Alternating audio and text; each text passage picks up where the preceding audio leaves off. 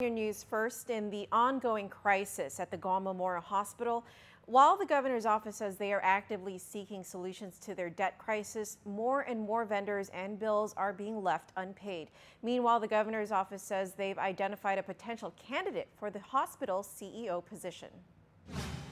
Governor's Press Secretary Oyang Nirarikla tells PNC that Governor Eddie Calvo met with GMH officials and the GMH advisory team this morning to pour over some of the issues and identify more solutions to help the ailing hospital. And they went through the finances and the financial processes of the hospital again.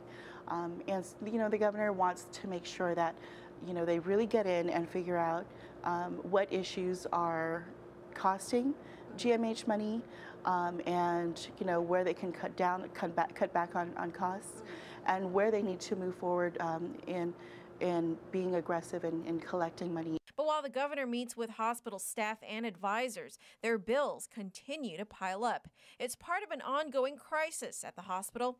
Last month, 3 board members abruptly stepped down. Then last week, the hospital's CEO, Ted Lewis, who's the 5th GMH CEO since the governor took office, also submitted his resignation after only serving for 7 months. The governor announced last week some policy changes, and over the last few months, they have identified some potential cost-saving measures. But have they worked? GMH worked very closely with senators, and they were able to get some of the increases in rates.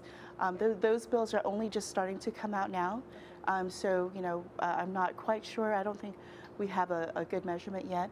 Also, we've got the 75% payment requirement for insurance companies. That also, is fairly new, but again, we're anticipating that's going to net us some positive results.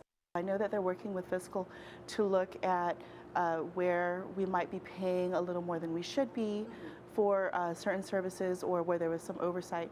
The latest vendors threatening to cut services are the Guam Power Authority and the Guam Waterworks Authority.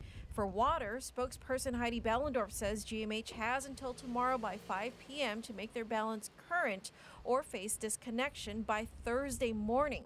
And for power, their spokesperson Art Paris says GMH has until January 29th to pay their full balance of $540,000 or face disconnection.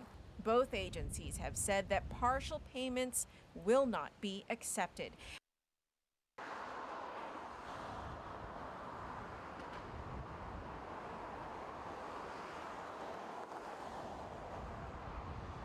And now, the Gov Guam Retirement Fund Director Paula Blas says the hospital owes nearly $3 million, which has made it impossible for GMH employees to retire. But Nirarikla assures the public that the governor is doing everything he can to keep the hospital afloat. And she notes he could be naming a new CEO soon. I can tell you that the governor has reached out to someone, and he's just waiting, he's waiting to hear back. This is for the CEO position? Yes.